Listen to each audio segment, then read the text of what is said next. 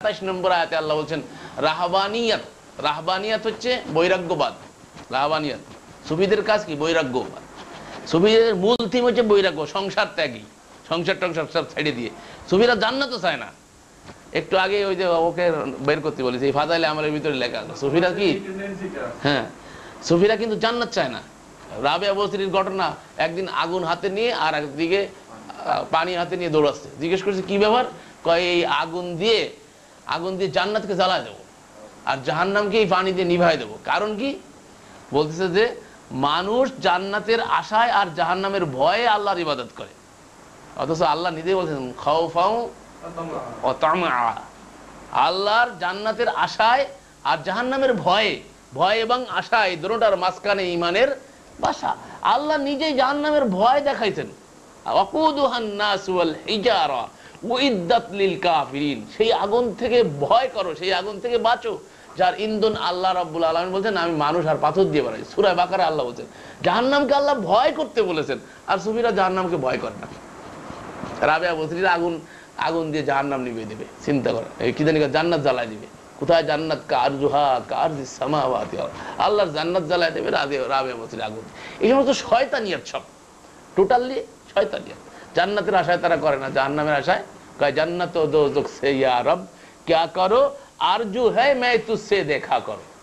উদ্দেশ্য আমার তোমার সাথে দেখা করা, জান্নাত জাহান্নাম দিয়ে কি করবো? নাউজুবিল্লাহ। এই ধরনের ভ্রান্ত আকীদায় তারা বিশ্বাসী। তো যাই হোক, এদের বইয়ের ভিতরে এই ধরনের অসংখ্য সুফিবাদের কথাবার্তা আছে। যে রাহবানিয়াতের কথা, সেটা আল্লাহ রাব্বুল আলামিন বিধিবদ্ধ করেন নাই। সূরা হাদীদে আল্লাহ বলছেন যে তারা নিজেরাই রাহবানিয়াতকে অর্থাৎ বৈরাগ্যবাদকে তারা নিজেরাই উদ্ভাবন করেছে, তাও যথাযোগ্য লালন করে নাই। আমার মীর ইকরাম হোসেন মুন্না ভাই খুব বলে, তার কারণ ওনার ওই বাড়িতে সুফিবাদী ছিল, তো ওনাকে ওই যে সুফিরা না খেয়ে থাকবে, বৈরাগ্যবাদ মানে না খেয়ে থাকা, জীবনে কষ্ট দিয়ে, সুফিবাদের থিম হচ্ছে তাই। কিন্তু সুফিকে দেখবেন ফ্যাট মোটামুটি, ফ্যাট গোল ফ্যাট, খায় ওরা বেশি। কথা বলতে তাই আল্লাহ এই কথাটা সূরা হাদীদের 27 নম্বর আয়াতে দেখবেন, বলছে ওরা যথাযোগ্যভাবে বৈরাগ্যবাদকে তারাই এটাকে তৈরি করছে, কিন্তু ওটাকেও তারা যথাযোগ্যভাবে পালন করে নাই। তারা বৈরাগ্যবাদের যে থিম সেটা তারা লালন করে না। মুখী কয় আমরা সুফি, আমরা বৈরাগ্য সাধন করি, আমরা এ করি, কিন্তু আসলে দেখবেন তারা খায় বেশি, পেটু বেশি। ওরাই হচ্ছে মানে এগুলো শুধু মুখে মুখে বলে, কিন্তু আসলে তারা যথাযোগ্যভাবে পালন করে না। আচ্ছা, দায়ীদের আর একটা বড় চরিত্র, তৃতীয় নম্বর চরিত্র দায়ীদের, সেটা হচ্ছে তাকে সহনশীল হতে হবে, ধৈর্যচ্যুত হলে তাড়াতাড়ি রাগে গেল, হ্যাঁ চিল্লা পাল্লা করে। মানুষ এসে তো আপনাকে বিরক্ত করবে, নবী রাসূল থেকে বিরক্ত করেছেন। আল্লাহ রাসূল সাল্লাল্লাহু আলাইহি ওয়াসাল্লামের ঘটনা আপনার আল্লাহ রাসূলের সামনে যা ঘটছে, এটা যদি আপনার আমার সামনে ঘটতো কি অবস্থা হতো? ইহুদি এসে মসজিদে নববীর ভিতর পেশাব করে দিয়েছে, রাসূল সাল্লাল্লাহু আলাইহি ওয়াসাল্লাম উপস্থিত, সাহাবা একরাম উপস্থিত, ইহুদি এসে মসজিদের মধ্যে পেশাব করে দিয়েছে। বলেন আপনি আমি বলি কি অবস্থা হইতো? সাহাবারা গরম হয়ে গেছে, কিন্তু আল্লাহ রাসূল থামায় রাখছে, রাসূল সাল্লাল্লাহু আলাইহি ওয়াসাল্লাম থামায় রাখছে, আল্লাহ রাসূল সাল্লাল্লাহু আলাইহি ওয়াসাল্লাম থামায় রাখছে, পেশাব করছে পুরা। এরপরে আল্লাহ রাসূল আর এক সাহাবীরে বলতেছে এক ডোল পানি নিয়ে আসো, পানি এনে বাইরে দিচ্ছে। এখানে মুহাদ্দিসিনরা, বিশেষজ্ঞরা আল্লাহ রাসূলের বিচক্ষণতা নিয়ে আলোচনা করছেন। এই হাদিসের বিশাল আলোচনা করছেন, বিভিন্ন জনের বিভিন্ন রকমের জিনিস উদ্ঘাটন করছেন আল্লাহ রাসূলের এই হাদিস থেকে। মেডিকেল সায়েন্স মানে আপনার মেডিকেল সায়েন্সের ভাষায় যদি একটা লোক পেশাব করতে থাকে আর ওই অবস্থা যদি তাকে বাধাপ্রাপ্ত হয়, তাহলে কিন্তু তার ওই লিঙ্গের যন্ত্রের ভিতরে ক্ষতিগ্রস্ত হয়ে যেতে পারে। বাধাপ্রাপ্ত হওয়া, সবেগে স্খলিত হচ্ছে, সবেগে বের হচ্ছে যে জিনিসটা, সেটাকে বাধাপ্রাপ্ত করা, এটা তো ক্ষতির কারণ হয়ে যায়। আল্লাহ রাসূল সাল্লাল্লাহু আলাইহি ওয়াসাল্লাম ওকে সুন্দরভাবে পেশাব করতে দিয়েছে। কইরা যখন বসছে, কইরা যখন না করতে একটা কথা ছিল, করতে যাইতে একটা কথা ছিল, কইরেই ফেলাইছে পেশাব। এখন এই করে ফেলাচ্ছে, করতে আছে অটোমেটিকলি। এই সময় যদি বাধা দেওয়া হয়, তাহলে আর একটা ক্ষতি হবে কি জানেন? আরেকটা ক্ষতি হবে যে একটা লোক পেশাব করতে লাগলে তারা যদি পেশাব করে আর তারা যদি ঠেলাঠেলি শুরু করে দেন, তাহলে এক জায়গায় পেশাব করতে হলো, পেশাব সমস্ত মসজিদটাই না নষ্ট হয়ে যেত। কি কথা ঠিক কিনা? আল্লাহ রাসূলের বিচক্ষণতা দেখেন।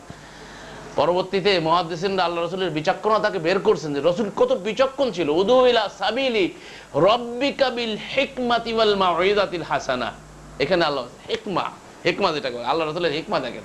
আল্লাহ রাসূল সাল্লাল্লাহু আলাইহি ওয়াসাল্লাম কি হিকমা অবলম্বন করে, কিছু বলতে দিলেন না তাকে। এরপরে তাকে সুন্দরভাবে বুঝিয়ে দেওয়া, এটা আল্লাহর ঘর, এটা মসজিদ, এখানে আমরা সিজদা করি। আল্লাহ রাসূল সুন্দরভাবে মার্জিত ভাবে তাকে বুঝাই দেন। অনুপ্রাণিত হয়েছে এরকম ভাবে আল্লাহ রাসূলের আদর্শ থেকে অমুসলিমরা ইসলামে চলে আসছে আল্লাহ রাসূল সাল্লাল্লাহু আলাইহি ওয়াসাল্লাম এই ধরনের আদর্শ দেখে। সঙ্গে সঙ্গে আপনি আমি তো এই মসজিদের মধ্যে পেশাব করতে ধর, ওটারে ধর, সবাই মিলে ভিটে শুরু করে দিত। কিন্তু এটা আসলে কাম্য না। সহনশীল হতে হবে আপনাকে, তাৎক্ষণিকভাবে রেগে গেলে হবে না, কারোবারে গরম হওয়া যাবে না। একজনে গরম হবে, আপনাকে জিজ্ঞেস করবে গরম হয়ে, আপনি খালি নরম হইবেন। আল্লাহ রসুলের আইসে এরকম দিহাত থেকে আইসে উল্টা পাল্টা প্রশ্ন করছে আল্লাহ রসুল। আল্লাহ রসুল সাল্লাল্লাহু আলাইহি ওয়াসাল্লাম বিশ্বের সর্বশ্রেষ্ঠ মানুষ, আল্লাহ সব থেকে প্রিয়তম ব্যক্তিত্ব, তারে এসে দিহাতের এক লোক আসে উল্টা পাল্টা জিজ্ঞেস করছে। আল্লাহ রসুল সাল্লাল্লাহু আলাইহি ওয়াসাল্লাম খুব সহনশীলতার সাথে তার উত্তর দিচ্ছে, রাগ করেন না। রাসূল দাওয়াত দায়ের একটা বড় গুণ, ওয়াতাওয়াসাউ বিল হাক্কি ওয়াতাওয়াসাউ বিস সাবর, ধৈর্যশীল হতে হবে। এই মর্মে কোরআনে কারিমে সূরাতুল আল ইমরানের 159 নম্বর আয়াত, তো গুরুত্বপূর্ণ একটা আয়াত দায়ীদের জন্য। প্রত্যেক দায়ীকে এই আয়াতটা পড়া দরকার, নোট করা দরকার। আমি বলি এটা তার মুখস্থ করে ফেলা দেওয়া উচিত। আল্লাহ রাব্বুল আলামিন বলতেছেন, ফাবিমা রাহমাতিম মিনাল্লাহি লিনতা লাহুম ওয়ালাউ কুনতা ফাজ্জান গালিযান কলব লানফাজ্জু মিন হাওলিক। আল্লাহ রাব্বুল আলামিন বলছেন, আল্লাহর মেহেরবানিতে তুমি তাদের প্রতি কোমল হৃদয় হয়েছিলে। আল্লাহর মেহেরবানিতে, আল্লাহ রাসূলকে বলছেন, আল্লাহর মেহেরবানিতে তুমি তাদের প্রতি কি হয়েছিলে? কোমল হৃদয়ের হয়েছিলে। তুমি যদি রূঢ় এবং কঠোর চিত্তের হতে, তাহলে তারা তোমার আশপাশ থেকে সরে পড়ত। রূঢ় ভাষায় কথা বলা, এটা রসুলের চরিত্র, রসুলের শান না, দায়ীদের শান না। দায়ীরা কখনো রূঢ় ভাষায় কথা বলবে না, হাসি হাসি কথা বলবে, সুন্দরভাবে কথা বলবে, মার্জিত ভাবে কথা বলবে। একজনে রাগ করতেছে, করুক, আপনার রাগ করার দরকার, এটা তো আপনার পরিচয়। আপনি যে দায়ী, আপনার পরিচয় হচ্ছে এটা। সে যত রাগ করে রাগ করুক, আপনি রাগ করবেন না। ও যত রাগ করবে আপনি তত ঠান্ডা হবেন, আর ও যত রাগ করবে আপনি তত ঠান্ডা হবেন। আল্লাহ নবীকে বলতেছেন, আপনি যদি রূঢ় হতেন, ফাবিমা রাহমাতিম মিনাল্লাহি লিনতা লাহুম ওয়ালাউ কুনতা ফাজ্জান গালিযাল কলব লানফাজ্জু মিন হাওলিক। আপনি যদি কঠোর চিত্তের হতেন আর রূঢ় হতেন, আপনার জবানটা যদি রূঢ় হতো, তাহলে একটা লোকও আপনার কাছে ফেরতো। আমি আগে একদিন আপনাদেরকে বলছিলাম যে মুসা আলাইহিস সালাম আর হারুন আলাইহিস সালাম পাঠাচ্ছেন আল্লাহর সব থেকে বড় দুশমন ফিরআউন। ফিরআউন হচ্ছে আল্লাহ সব থেকে বড় দুশমন। বাদশাহ মামুনুর রশিদকে একজনে রূঢ় ভাষায় নসিহত করছে, খুব রূঢ়ভাবে।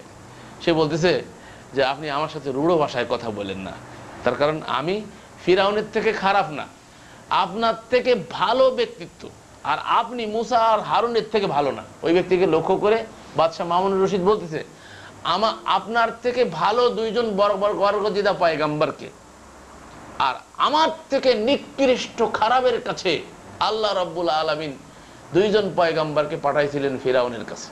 আমার থেকে নিকৃষ্ট ফিরআউনের কাছে পাঠাই দিয়ে আল্লাহ নসিহত করতেছে, কুল লাহু কাওলাল লাইয়িনা লাআল্লাহু ইয়াতাযাক্কারু আও ইয়াখশা। তোমরা দুইজন তার সাথে নরমির সাথে কথা বলবে, লাআল্লাহু ইয়াতাযাক্কারু আও ইয়াখশা, হইতে পারে তোমার নসিহতকে গ্রহণ করবে এবং আল্লাহকে ভয় করবে। এর দ্বারা বোঝা যায় দায়ীর একটা চরিত্র হচ্ছে, দায়ী কখনো নৈরাশ হবে না। বহুত দাওয়াত দিছি, কত দাওয়াত দিলাম, বই পড়াইলাম, কিতাব পড়াইলাম, এটা খুলে দেখাইলাম, ওইটা খুলে দেখাইলাম, ওর কপালে হেদায়েত নেই। আপনি কি জানেন না? আপনি গায়েবের মালিক, ওর কপালে হেদায়েত নেই। ও কখন হিদায়াত হবে তো আপনার জানা নাই। আমরা দেখছি অনেকে একেবারে শেষ পর্যায়ে হয়েছে, মরার আগে হয়েছে। অনেকে মরার আগে হয়, আর কপালে লেখা আছে হিদায়াত মরার আগে। ও মরার আগে হবে, ও আপনি যতই চেষ্টা করেন না কেন, মরার আগে ওটারে হেদায়াতে আনতে পারবেন। তার মানে আপনি প্রচেষ্টা ছেড়ে দেবেন তা না। আপনার কাজ হচ্ছে কি, আপনাকে কাজ করতে বলেছে যেভাবে, যে পদ্ধতিতে, আপনি তাই করেই যাবেন। আপনার ডিউটি আপনি পালন করেন। গভর্নমেন্ট আপনাকে নিয়োগ দিয়েছে একটা অফিসে নিয়োগ দিয়ে বলছে এই সময় থেকে এই সময় পর্যন্ত তোমার ডিউটি। এখন যেই কাজের জন্য ওখানে নিয়োগ দিয়েছে সেই লোকজন কেউ আসে না, ওখানে কিছুই হয় না, কোনো কার্যক্রম। আপনি কি বলবেন কিছু হয় না? ডিউটি পালন করেন না, আপনি আসেন না, কেউ লোকজন আসেন না, আপনি যে কি করবো, বেতন পাবেন? গভর্নমেন্ট কবে কি আরে কেউ আসুক আর না আসুক ওটা তো তোর দরকার না, তোকে আমি নিয়োগ দিয়েছি, তোর ডিউটি হচ্ছে এইটার থেকে এই করা পর্যন্ত, তুমি তার যে ডিউটি তোমার দিয়েছি তুমি তা করতে থাকো। কি কথা ঠিক কিনা? আল্লাহ রাব্বুল আলামিন আমাদেরকে বলছেন যে নবী আপনি বলে দিন হাদিহি সাবিলি, এইটাই হচ্ছে আমার কাজ, কুল হাদিহি সাবিলি আদু ইলাল্লাহ। আমার কাজ কি? আমি মানব দিকে আল্লাহর দিকে ডাকি, আর কোনো দিকে ডাকি না। আমার কাজ হচ্ছে মানুষ দিকে আল্লাহর দিকে ডাকি। আদু ইলা আদু ইলাল্লাহ আলা বাসীরাতিন। কেমনে ডাকি? জ্ঞান সহকারে ডাকি, জাগ্রত জ্ঞান সহকারে ডাকি, অন্ধভাবে ডাকি। আনা এটা আমার কাজ, অমানিত্তাবানি, যারা আমার ফলোয়ার বলে দাবি করে, আমার অনুসারী বলে দাবি করে, যারা নিজেদেরকে মুহাম্মাদি বলে, তাদেরও কাজ এটা। তাহলে আমরা যদি বলি যে আমরা রসুলের উম্মাহ, আমরা নবীর উম্মত না, সকলের রসুল সাল্লাল্লাহু আলাইহি সাল্লামকে রসুল হিসাবে স্বীকৃতি দিছি, তাকে ভালোবাসা এটা হচ্ছে ইমানের একটা কি বড় বিষয়, একটা গুরুত্বপূর্ণ বিষয়। তো এই বিষয়টা যদি এত গুরুত্বপূর্ণ, আহাব্বা ইলাইহি মিনাল্লাহি ওয়া রাসূলি, সূরা তাওবা আল্লাহ বলছেন 8টা জিনিস আল্লাহ ঘুরে দিয়েছেন, ইমানদারদের কোয়ালিটি আল্লাহ বর্ণনা করেন। তার ভিতরে লাস্টের যে আহাব্বা ইলাইকুম মিনাল্লাহি ওয়া রাসূলি, আল্লাহ এবং তার রাসূল যদি অন্য সমস্ত জিনিস থেকে প্রিয় হয়, প্রিয় না হয় ফাতারাব্বাসু হাত্তা ইয়াতি আল্লাহু বিআমরিহি, তাহলে সে যেন আল্লাহর আযাবের অপেক্ষা করে। আল্লাহু আকবার। 8টা জিনিস আল্লাহ এখানে গুনেছে, যে 8টা জিনিস মানুষের সব থেকে প্রিয়। সূরাতুত তাওবা 223 নম্বর আয়াত, 223 নম্বর আয়াত। 8টা জিনিস আল্লাহ গুনে দিয়েছে যে আল্লাহর পথে, আল্লাহর দ্বীনের কাজে যে সমস্ত জিনিসগুলো অন্তরায় হয়, সে অন্তরার লাস্টের দুটো হচ্ছে আহাব্বা ইলাইকুম মিনাল্লাহি ওয়া রাসূলিহি, আল্লাহ এবং তার রাসূল যদি এই সমস্ত জিনিসের থেকে আল্লাহ রাসূল যদি প্রিয় আপনার কাছে বেশি না হয়, তাহলে আল্লাহর আযাবের অপেক্ষা করতে বলা হয়েছে। তাহলে রাসূলকে ভালোবাসা একটা ঈমানের বিষয়। তো রাসূলকে ভালোবাসা যদি ঈমানের বিষয় হয়, তাহলে রাসূলের কাজ ছিল কি? আদু ইলাল্লাহ। তাহলে আপনার কাজও কি হবে? আনা ওয়া মানিত্তাবানি, এটা আমারও কাজ, যারা আমার ফলোয়ার অনুসারী বলে দাবি করে তাদেরও এটা কাজ। তো কেমনে করতে হবে? সিস্তিয়া তরিকায় না সাবেরিয়া? সিস্তিয়ালারা কি করে? সং নিয়ে ডায় দেন না, সং আসেন আজকে হালকায় জিকির হবে, ওনাকে হালকা যে কবে, হালকা হালকা মানে কি না, হালকা কবে যে ভারী হবে আল্লাহ, কিন্তু হালকার দিকে সং আছে না। যাই হোক, ওয়াকুল আল্লাহু, এই যে এখানেও বলছে মুসা আলাইহিস সালাম, এটা হচ্ছে সূরাতুত তাহার 44 নম্বর আয়াত, ফাকুল আলাহু কাউলাল লাইয়িনা, ওই মুসা আলাইহিস সালাম আর যেটা বললাম, এটা হচ্ছে সূরা তাহার 44 নম্বর আয়াত, 20 নম্বর সূরা 44 নম্বর আয়াত। সহিহ হাদিসে এসেছে নবী সাল্লাল্লাহু আলাইহি ওয়াসাল্লাম বলেছেন, হে আল্লাহ, যে ব্যক্তি আমার উম্মতের উপর কোনো কর্তৃত্ব পেলে আর তাদের সাথে কোমল ব্যবহার করলো, তুমি তার সাথে কোমল ব্যবহার করিও। আল্লাহু আকবার। আমির হইলাম, একজন ইমারতের দায়িত্ব দিল, এখানে আমি দায়িত্বশীল, ঠিক আছে, বা আপনাদের এখানে একজন দায়িত্বশীল আছে বাবলু ভাই, এদের সম্পর্কে আল্লাহ রাসূল সাল্লাল্লাহু আলাইহি ওয়াসাল্লাম বলতেছেন, আল্লাহ রাসূল দোয়া করতেছেন, হে আল্লাহ, যে ব্যক্তি আমার উম্মতের উপর কোনো কর্তৃত্ব পেল, আমির বানায় দেওয়া হলো, দায়িত্ব দেওয়া হলো, তাদের সাথে কোমল ব্যবহার করলো, তুমি তার সাথে কোমল ব্যবহার করিও। আল্লাহ, রাসূলের দোয়া পেয়ে যাবে যে আমির হয়ে করাবো, হ্যাঁ এটা হ্যাঁ এটাও করার অধিকার আছে, কিন্তু কাদের ক্ষেত্রে? যাদের ক্ষেত্রে করা বাঞ্ছনীয় তাদের ক্ষেত্রে। বাইরে একটা লোক আসলে তারা খালি খামাখা নির্দেশ দিতে থাকলো, কোন জায়গায় কোনটা করতে হবে, যাকে আমি করতেছি কিন্তু তার ফায়দার জন্য করতেছি। একটা লোককে আপনি নির্দেশ দিতে পারেন, কড়াভাবে নির্দেশ দিতে পারেন, ইসলামে এই অধিকার আছে, কিন্তু কাকে? যে আমার লোক, যে এই লোকটার চরিত্র সংশোধন করতে হবে, এর দায়ী বানাতে হবে। এ যদি এমন, যেমন আমরা ডালিম ভাইয়ের প্রতি তীক্ষ্ণ দৃষ্টি রাখতেছি, বিশেষ করে আমি কেন রাখতেছি? তার ভালোর জন্য রাখতেছি। সেও কিন্তু মনে করতেছে এটা আমার ভালোর জন্য, এটা তার অনুভূতি আছে, তার উপলব্ধি বোধ আছে, বিধায় তাকে করা হচ্ছে। কিন্তু এটা যদি অন্য কারোর প্রতি করা হতো, এটা ঠিক হতো না আমার জন্য।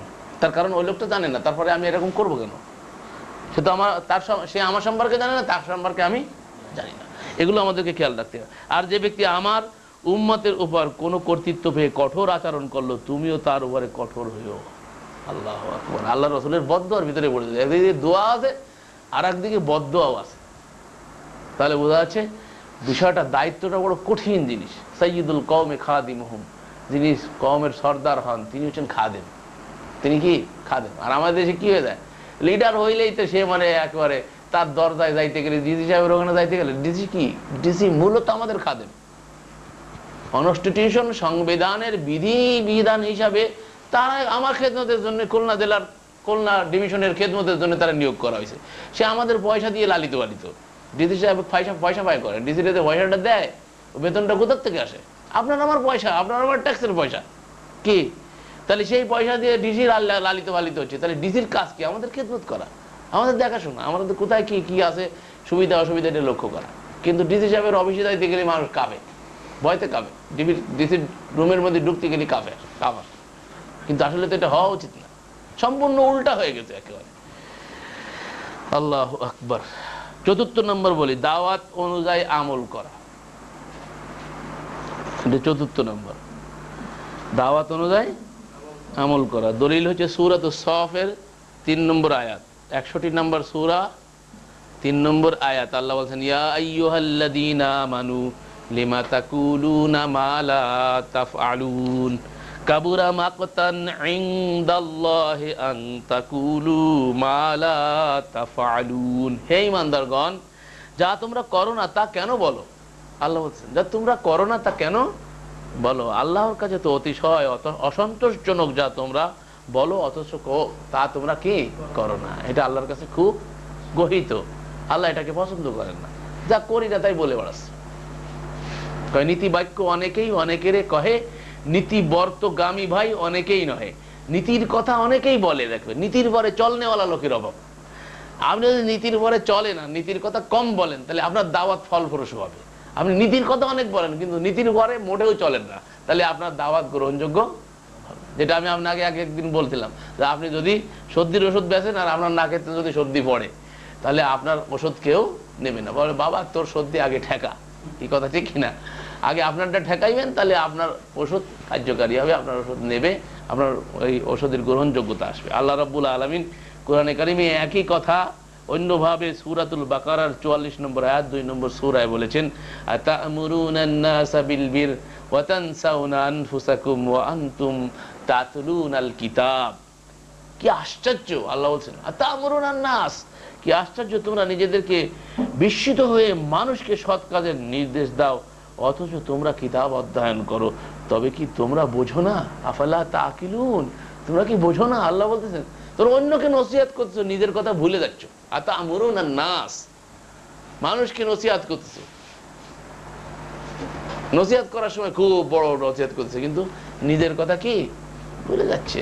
আসলে কিন্তু এখানে একটা জিনিস আমি যা তীক্ষ্ণভাবে আমার দৃষ্টিতে যা পড়ে, সেটা হচ্ছে মানুষ নসিহত আগে নিজেকে করবে। আমি আমাকে নসিহত করব। আমার ভিতরে কিছু দুশমন বসে আছে, যেটা সম্পর্কে আল্লাহ নিজেই বলছে, তুমি কি লক্ষ্য করনি?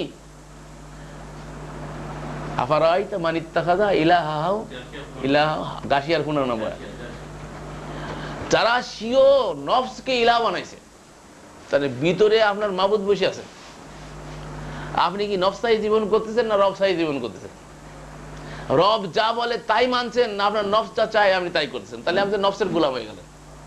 আপনার ভিতরে একটা মাবুদ বসে আছে, ওই মাবুদকে আল্লাহর মাধ্যমে আপনাকে অস্বীকার করতে হবে। লা ইলাহ, কোনো ইলাহ, অনেক সময় নিজেই ইলাহ নিয়ে বসে আছে। আল্লাহ বলতেছেন, তুমি কি দেখো নি যে স্বীয় নফসটা ইলাহ বানাইছে? মূর্তি পূজা করতে যাওয়া লাগবে না, আপনার ভিতরে এই মাবুদ বসে আছে। আপনি যদি তার আনুগত্য করেন, তার বশ্যতা স্বীকার করেন, তার হুকুম মতো চলেন। সকালবেলায় মুয়াজ্জিন বলছে, হাইয়া আলাস সালাহ, আসো নামাজের দিকে।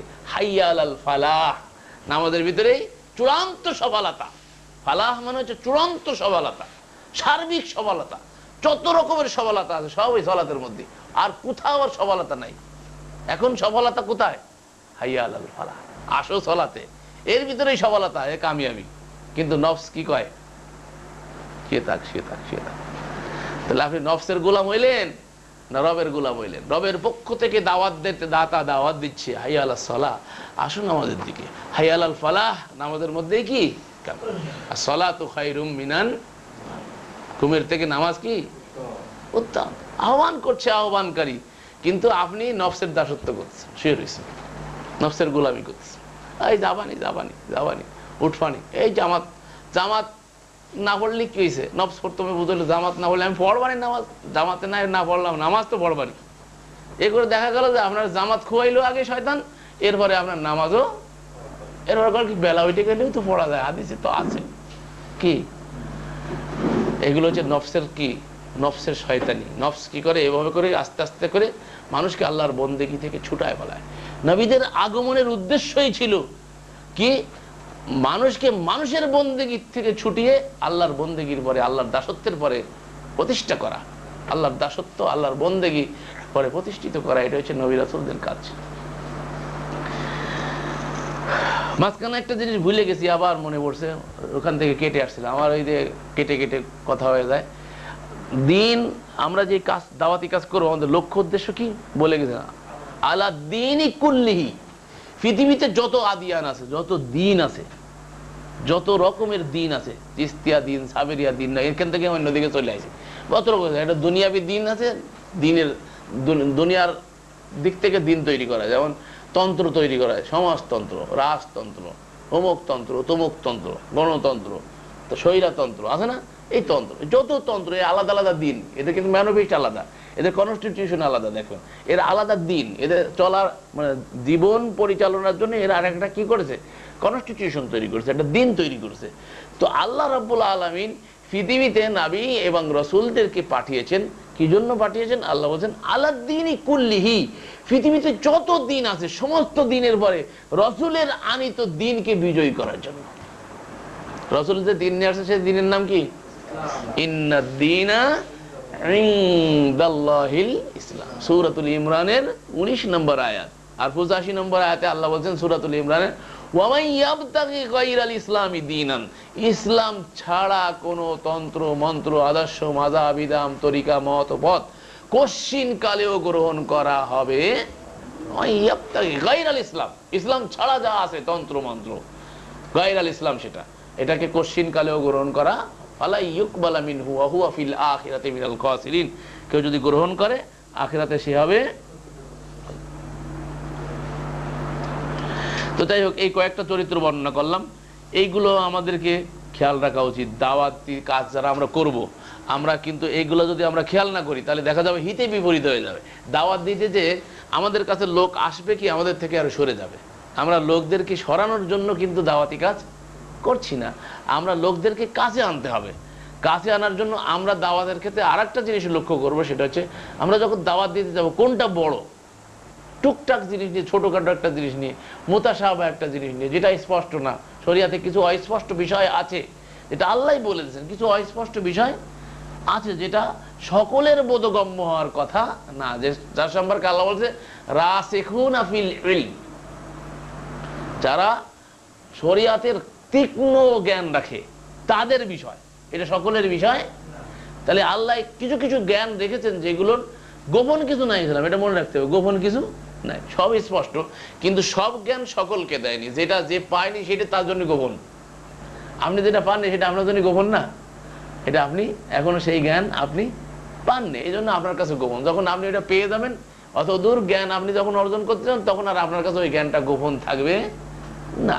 তো যাই হোক, আমরা সকলেই এই দাওয়াত দিতে গিয়ে আমরা এই জিনিসগুলো খেয়াল করব।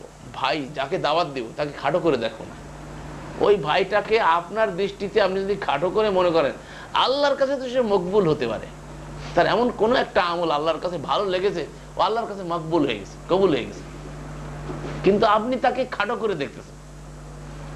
একটা লোক দাড়ি নাই, আপনার দাড়ি আছে, আপনি দাড়ি ছাটা একটা লোক এখানে আসছে, দাওয়াতি কাজ করতেছেন, তাকে দাওয়াত বুঝাচ্ছেন, তো এই লোকটার দাড়ি না থাকার কারণে হয়তো আপনি তাকে খারাপ নজরে, খারাপ দৃষ্টিতে, দাড়ি থাক নাই তার সেটা একটা অপরাধ, সে দাড়িওয়ালা হোক, এটা চাইতে হবে, এটা আপনার কাম্য হওয়া উচিত।